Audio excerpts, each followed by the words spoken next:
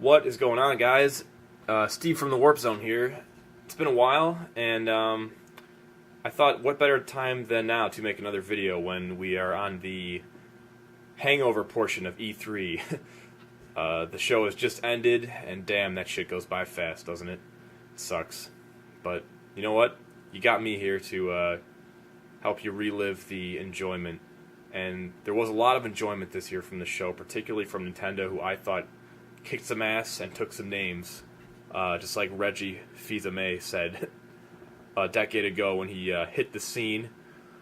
And I have to say, Nintendo's E3 restored a lot of my faith in the company, but more particularly the console itself, the Wii U, restored a lot of my faith in the console.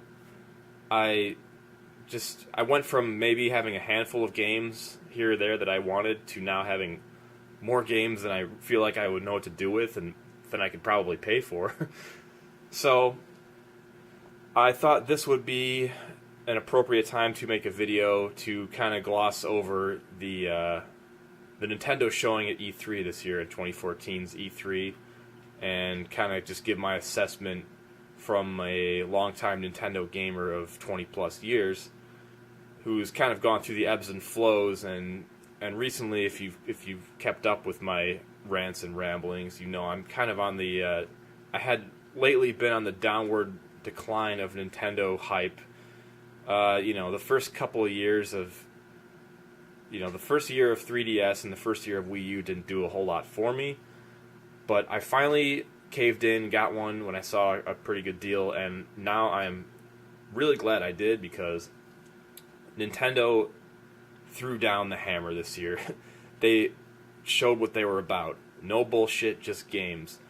And that's what I liked about their conference in particular. Their conference, they weren't actually... I mean, they were present on the show floor, obviously, but they weren't present as in they did not have a conference that they usually have, and that Sony and Microsoft continue to do. And while a lot of people are kind of, they don't really want to pick up on the new streaming thing, they're kind of conservative in that sense. In a lot of ways, I like it, because if you look at the modern age of internet gaming, or internet usage, that really serves the medium well, just to have the conference streaming directly to you. And Nintendo really brought it in that they didn't have all that sales jargon and charts and BS like that, like, hey, this is how we've done, this is how we're going to do, check out our sales. Like, nobody gives a shit about that except, the most hardest of hardcore fans or the investors.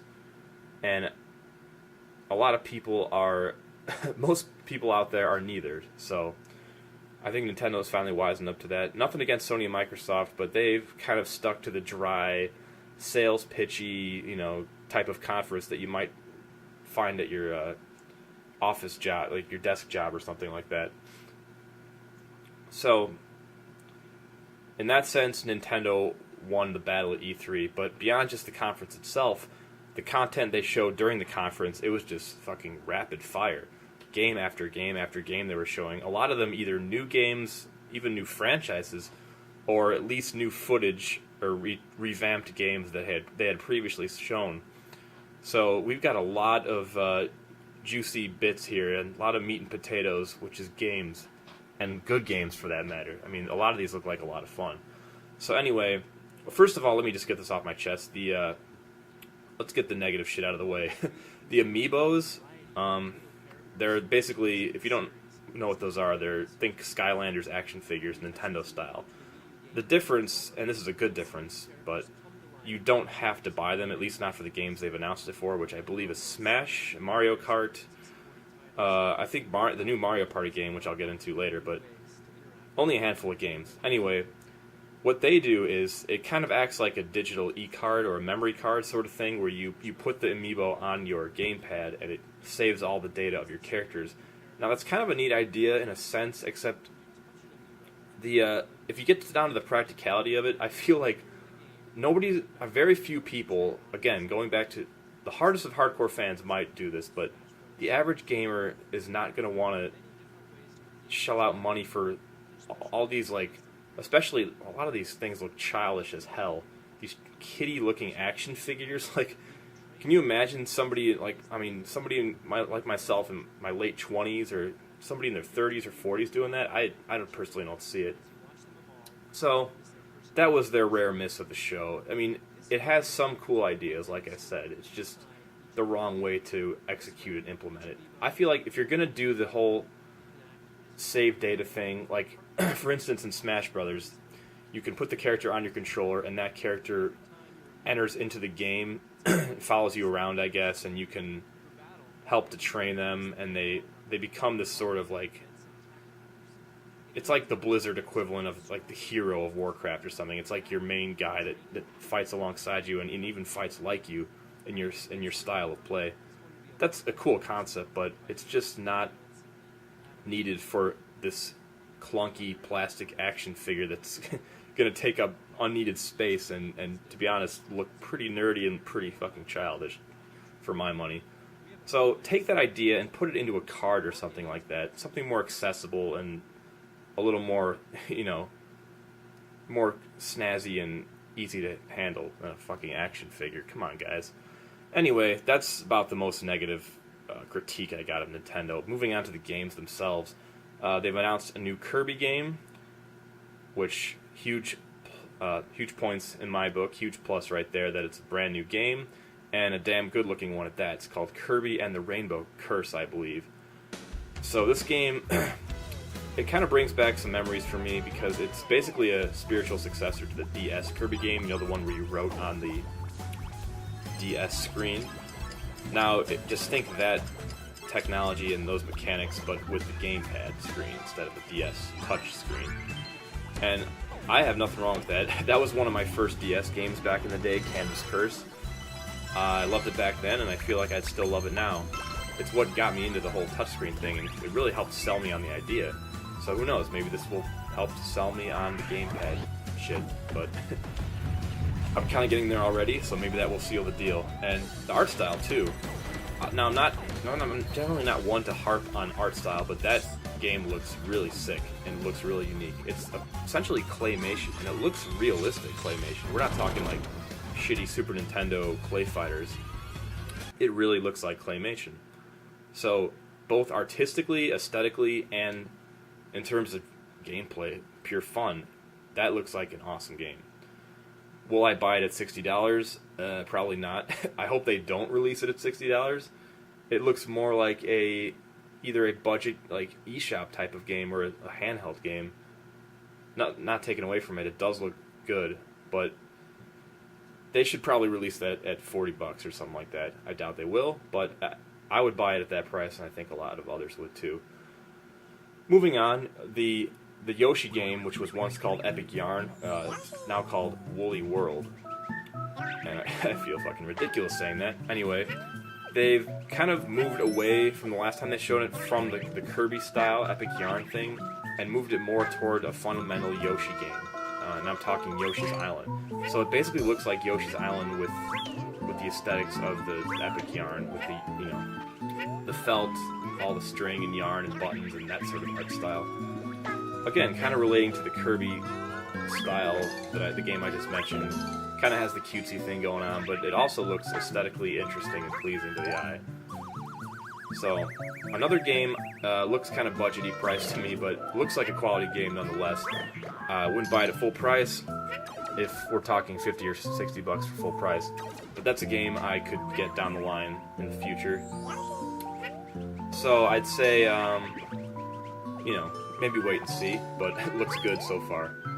By the way, I'm going to give a score to these games too, in terms of my hype level. I skipped the first one. This one I'd say about a 7 out of 10 hype level. And you know what, we'll give it a 7 out of 10 for the Kirby game too, just to avoid confusion, alright? So, we got 2 7 out of 10 so far in terms of my hype. Now the next one, Toad's Treasure Tracker. This game didn't really do it for me either. I don't really have the hostility I had towards the amiibos, but it's just not my thing. If you like that sort of thing, that's fine, but it's basically a puzzle game, which the puzzle thing is not my cup of tea. And essentially, if you've played that Toad game, the mini games from Mario 3D World, you've essentially played this game, from what it looks like anyway. I'm sure that they'll flesh it out more. But it looks like that game, just a lot more of those stages, and fleshed out into its own game. I mean, to be honest, why not just go back to Super Mario 3D World and play those stages again, instead of buying another full game? So, I'm not quite sure what they were thinking on that one. Maybe they just read a lot of the internet comments that I had been reading, message board posts and articles were saying, well, hell, this game in Mario 3D World looks really good on its own. It's fun and it's unique, so why not make it its own game? I don't think there was a huge demand for that, but Nintendo probably read those comments and just decided to please those people. But I don't think that's going to be a huge fan base, to be honest. So, I mean, I give that, I'd say in the 4 to 5 range. Let's say 4 out of 10 for me. Yeah, I'm being harsh on that one. But it gets better from here, guys. Don't worry. Mario Maker. Now, I love the classic Mario series. So you take that and you have a sort of create your own, almost a StarCraft style, like make your own battles. Mix that with Mario. It's a win for me. Now, whether it's going to be fun whether it's going to, hold up and give me constant hours of fun, I'm not sure. I'm wondering if it's eventually going to be a little repetitive and tiresome, especially if it's not online. Now, if it is online, I could see that being really awesome. You can download other people's stages and throw your own out there online. That would be really cool, actually. You can, say rate other people's stages and have yours get rated. Swap the levels out. So a huge part of the big difference maker for me is going to be whether or not that is online. And so far, I could not find anything to verify. If it is online, I'd say it's around an 8 out of 10. If not, I'm going to go 5 out of 10. Also, I do like how they have the new Mario style, new Super Mario, along with the old style. That was a great choice on Nintendo's part. Quick mention, Mario Party 10. It'll be quick because let's face it, if you saw the trailer, it just looks like another Mario Party game, and I think Nintendo realized a lot of people wouldn't care too much about this. They didn't spend a lot of time on it. They pretty much just cranked out a trailer. I don't even believe they mentioned that in their streaming conference. So that was odd. But, it's Mario Party. Looks fun. They take the Mario Party 9 style of everybody being on the same vehicle, which I actually kind of like. Mix things up. Again, going back to the online, if that's online, which I don't think it is because they didn't mention it, but if it is, that could be awesome. If not, I'm going to give it a 5 out of 10, and I assume it's not going to be, because if it was, I feel like they would have mentioned that in the trailer. That would be a huge feature. Now, let's get to the big one, a new game called Splatoon. This game looks fucking awesome, fun as hell to play. I was watching a lot of footage on, I believe they call it the Nintendo Treehouse Direct. It's just live footage being streamed of developers, I guess, and people associated with the games playing it. Looks like a lot of fun. It's essentially the Blob mixed with an FPS. It's a paintball shooter, so, a shooter that's family friendly, and I got no problem with that as long as it's fun. So, you basically have 2 sides, and it's 4-on-4.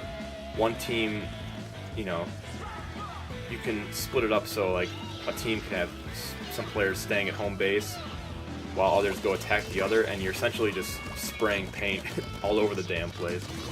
It's just a kid's dream right there, just vandalism. But you mix that with the FPS style, and to me that looks like a fun-ass game. And the mechanics look cool, the controls look solid. You turn into a squid, apparently. I guess that makes sense, because it's not paint, by the way, it's ink. So you can kind of hide into the ink as a squid, swim around, ambush people, spray your opponents to knock them out and make them take longer. It looks like there's a lot of potential in that game in terms of like how in-depth it can be. It looks easy to learn and hard to master, and I love that quality in games.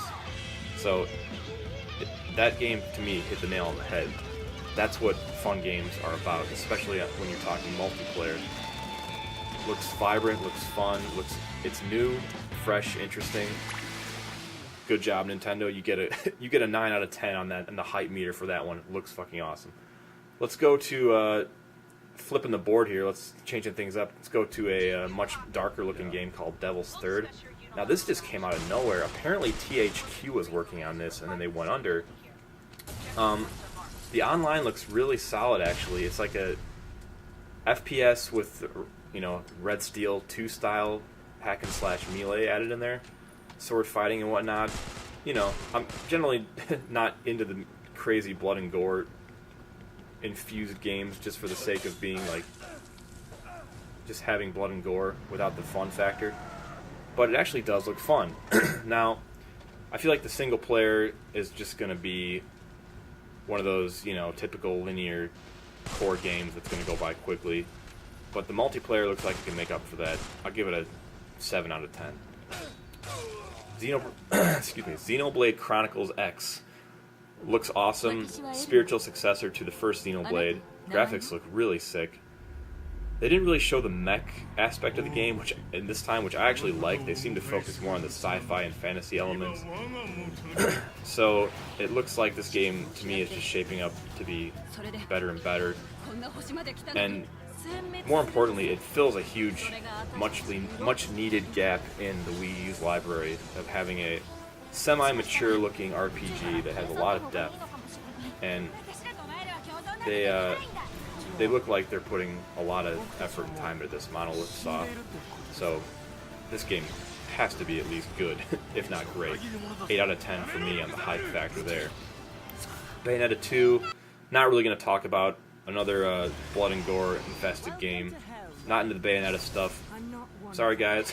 Although I do like that they included the first Bayonetta, since a lot of these Wii U owners, like myself included, I'm not going to buy the game, but a lot of these people probably haven't played the first Bayonetta, so that was a good business move.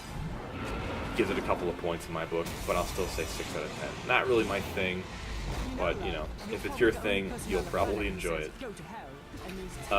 Again, Hyrule Warriors, same sort of situation. It's Zelda with Dynasty Warriors. That's all that needs to be said. I do like the leaning on the fast-paced action arcade style, which kind of was how Zelda began anyways. So you're kind of taking that really old-school Zelda, going back to its roots, and throwing a lot more enemies in there, sure, but to me, in a lot of ways, it represents early Zelda a lot more than some of these modern Zelda games do. So that's cool. Graphics look okay, not like over the top or anything, but when you're throwing hundreds of enemies on screen, I guess you can excuse that. I'll give it a 6 out of 10. Let's be generous here. Again, I'm kind of biased here because the Dynasty Warriors was never really my thing, but if you like Zelda, which I do, and you love Dynasty Warriors, then you're going to love this game anyways, let's be honest. So you don't need me to convince you one way or the other.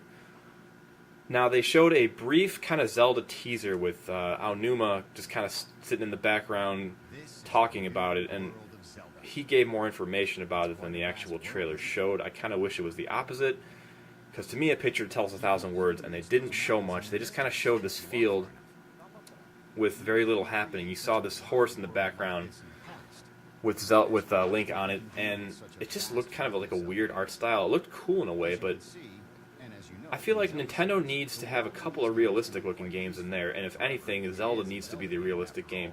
They already are going the stylistic route with Kirby and Yoshi and a lot of this eShop stuff, too.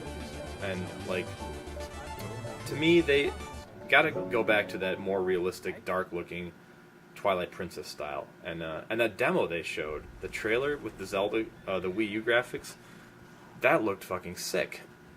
And they've just kind of regressed back to the more Wind Waker style. Now, Link is not a kid in this one. He's an adult again, but it just kind of has that anime vibe going again, which I'm not too keen on. Although I love that Aonuma said the game's going to be open world. The puzzle elements, while they will be present, it's not going to be, you know, boring-ass shove a bunch of blocks around. It's going to be, you know, more organic, common sense type of things, like what sort of weapon should I use in this dungeon? how many rupees should I have before I move on to here? What should I do in this situation? How do I get to the next room? Just more organic situations that don't force themselves on you. So I love those aspects. I'm loving what I'm hearing. Art style, I'm kind of on the fence. To me, like, it's good, but it's not good for a Zelda game necessarily. So I'll give it an 8 out of 10 for now. Still got, the jury's kind of out on that. We got to see more on that. Smash. I'll briefly touch on Smash because there's so much information about this game thrown at you anyway. You don't need me to sit here and give you any more. There's a huge selection of characters, huge selection of levels. They got some really goofy, off-the-wall shit like Pac-Man, Wii Fit Trainer. Little Mac is a cool addition. Looks a lot different in style. And they added Mii's. Again, on the fence on that. It kind of seems like a weird blend for Smash, although I do love that there's 3 different like prongs of the Mii's fighters. There's a sword fighter, a brawler, and a gunner. So that's almost like 3 more characters there, really. So that's cool. Graphics look sick. Hell, it's going to be online HD Smash Brothers. What more do you need me to say? 10 out of 10 right there. You know what, we'll give it a 9 because the Mii thing's kind of weird. I can't be too lenient on these guys at Nintendo here. I've been kissing their ass all video, so we'll go 9. But I think it's going to be the highlight of the Wii U's library, and this conference has only reinforced my belief on that. So yeah, that's about it, guys. There was a shitload of games released, basically in a nutshell. There's, even beyond this, we got all the eShop stuff, stuff like Shovel Knight looks great, like an old school, like 8-bit style game, like action game. Miyamoto kind of teased at a few projects. There's a new Star Fox coming apparently, that I guess he's working on, or at least overseeing. Apparently even 2 new Metroids were touched on, like teased at, a 2D and a 3D one. It's just fucking insane. Like, basically Nintendo, they were kind of hurting for a while. They were slacking, not a lot of Wii U stuff in the pipeline, at least interesting stuff, and they delivered. They knocked it out of the park this year. Now it's just a matter of getting all these games out there, and unfortunately most of them are coming next year, so we got to kind of suffer through a little more of a dry spell for 2014, but hey, Mario Kart just came out, we got Smash. 2015 is going to kick ass if you're a Wii U owner, and I kind of foresee a price drop or at least another bundle coming. So things are looking up for the Wii U, at least for next year, and I think if I know Nintendo like I think I do, they're going to keep supporting it for at least a couple more years full on.